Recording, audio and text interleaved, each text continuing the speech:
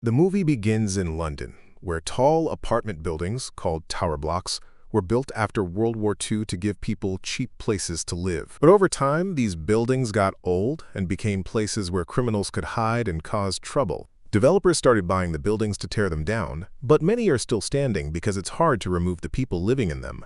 One of these buildings is called Serenity House.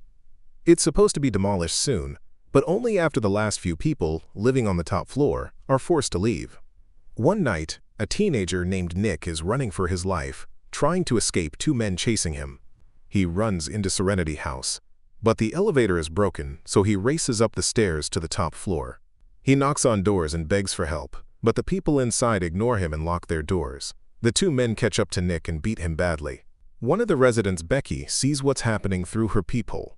She tries to call the police, but they put her on hold. She finally steps outside to help Nick, but the men knock her down and beat her too. Then they drag Nick away while he begs for someone to help. The next day, the police come because Nick has been found dead.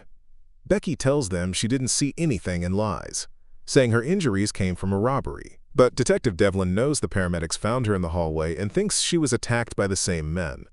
Becky says she didn't see their faces. Devlin is upset that no one in the building is willing to help. He promises to protect any witnesses, but Becky just closes the door on him. 3 months later, Curtis goes door to door collecting protection money from the neighbors. Becky insults him when she hears the rate is going up. Neville refuses to be intimidated and says he only pays to protect his wife, Vivian.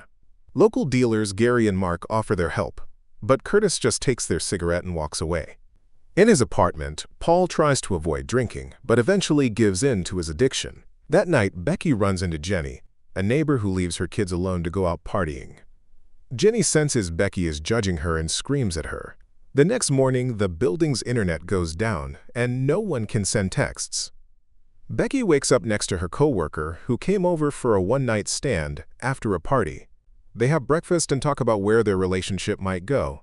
Suddenly, the man is shot in the head and drops dead as Becky screams in horror. In a nearby building, a sniper sets up for another shot. In another apartment, Carol and her son Daniel are horrified to watch her husband get shot too. The sniper keeps firing into the windows of all the top-floor apartments, killing some residents and injuring others. A few manage to hide in time. Panicked survivors gather in the hallway, but their phones don't work, so they can't call the police. Carol suggests leaving the building, but the elevator still doesn't work, and Daniel warns that going outside would make them easy targets. Gary shows up with a wounded Mark and begs for help, but Carol reminds him they never protected anyone from Curtis, so they don't deserve help now. Violet, who knows some first aid, asks for alcohol and sheets to treat the wound. Jenny then comes out crying. Both her kids have been killed. Another injured woman stumbles out, and Violet rushes to help, but the woman dies before she can be treated. Her husband, Jeff, is also hurt and calling for help. Becky and Paul crawl on the floor to reach him and bring him to the hallway. When Jeff sees his wife's body, he breaks down. They notice Curtis is missing, so Becky and Paul check on him. She knocks and yells, but he doesn't answer. She kicks the door open, and they search the apartment. Becky finds him in bed. When she touches him, Curtis thinks he's being attacked and shoves her into the furniture. He grabs her knife, so she quickly tells him about the sniper and the dead neighbors. Curtis doesn't believe her and tries to force her to open the curtains, but she's scared of being shot. Paul hits Curtis with a trash can and demands he look for himself, while Becky escapes his grip. The two hide behind a wall as Curtis opens the curtains, and his pillow is immediately blown apart by a bullet. After changing clothes, Curtis joins the others in the hallway. The group discusses the situation and wonders if the building developer is responsible, but they think the police would suspect him too easily.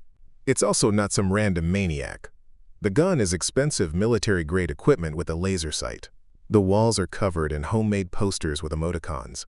And since the internet was probably shut off on purpose, they realize this is a well-planned attack.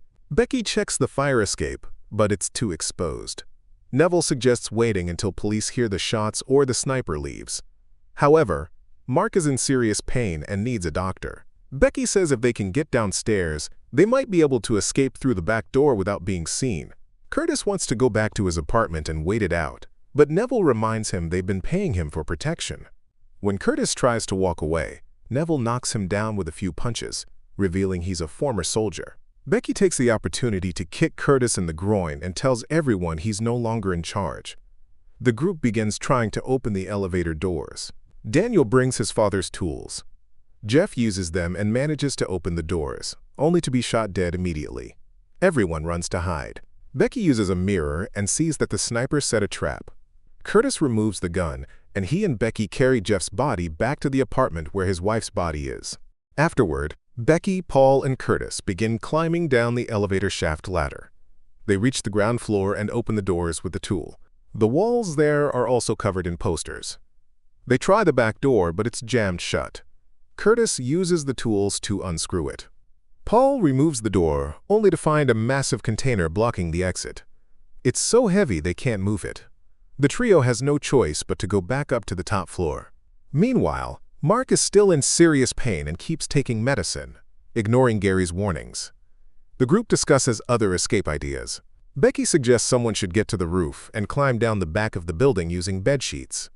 Violet argues that the sheets wouldn't be long enough and proposes tying together fire hoses instead.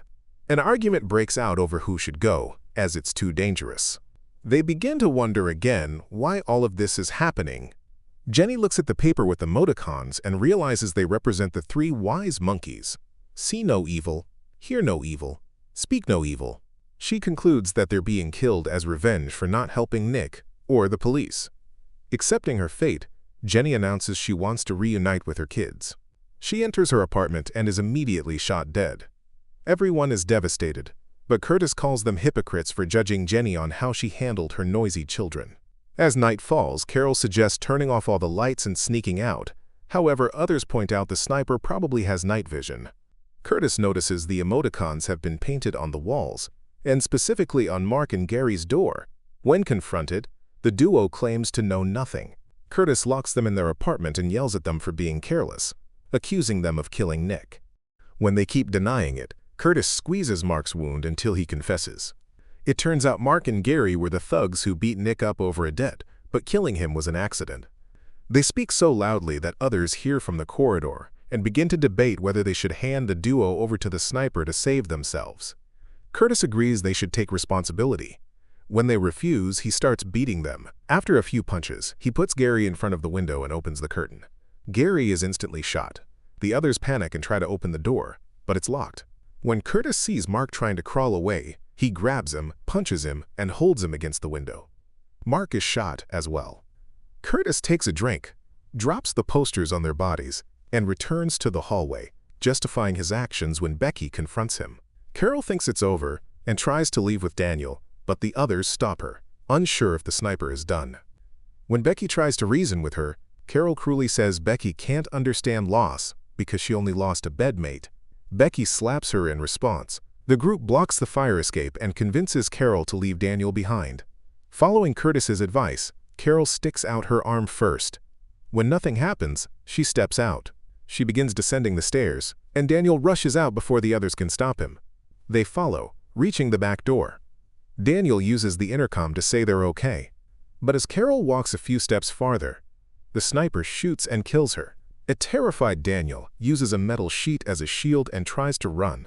But the sniper shoots his hand, forcing him to drop it, then kills him too. Becky, determined, insists on trying her roof plan. Paul tells her to stay. She's the only one with a brain, and volunteers to go instead. He explains he has no one in his life. Becky hugs him to thank him. The group begins tying the fire hoses together. They pause when they notice Paul is shaking. He explains he hasn't had water in 24 hours. Curtis brings whiskey, and Paul drinks until he feels better.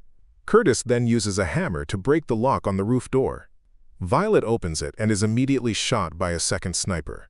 She dies in Neville's arms as he breaks down. The others sneak onto the roof and tie the hose to some pipes. Paul climbs over the edge and starts descending. At first, it seems to work, but the sniper begins shooting at the hose. Curtis runs out to distract the sniper, but it's not enough. The hose snaps, and Paul falls to his death. Becky breaks down, and Curtis restrains her to keep her hidden. They sneak back inside. Becky, furious, says they're going to burn the building down to attract help. The three remaining residents agree to share a final meal and some wine. In the morning, Becky and Neville climb down the elevator shaft, while Curtis pours oil around the apartments. Once they're safe on the ground, Curtis throws metal objects in a microwave, turns on the stove, and lights a newspaper to start the fire. As Curtis walks through the hallway, the microwave explodes. A second, bigger explosion happens, and people can see it from outside. While climbing down a ladder, a screw comes loose, and Curtis falls. His leg is hurt. Becky and Neville use their shirts and belts to tie it up. Upstairs, the fire spreads fast. The building owner and his helper arrive. But their phones don't work. When they get out of the car to check the bodies, the sniper shoots them too. This time, the sniper is close. Becky hears the gunshots and tells Neville to carry Curtis into a nearby apartment. She hides on top of the elevator. The sniper throws in a smoke bomb and enters the building to search. When he walks away, Becky sneaks out, escapes the building, and finds a nail gun in the car. She goes back inside and shoots at the sniper.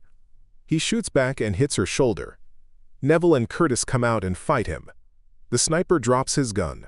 Becky points her gun at him. Neville pulls off the sniper's mask. It's Detective Devlin.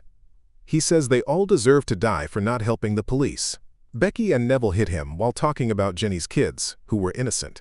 Curtis tells Becky to stop, saying killing someone will change her forever. While they argue, Devlin tasers Neville and starts beating Becky. Curtis tries to help, but he's too hurt. Just as Devlin is about to shoot Becky, she grabs the nail gun and shoots him in the head. He's finally dead. The three survivors walk out of the building as fire trucks arrive. Thanks for watching. Don't forget to subscribe and see you in the next video.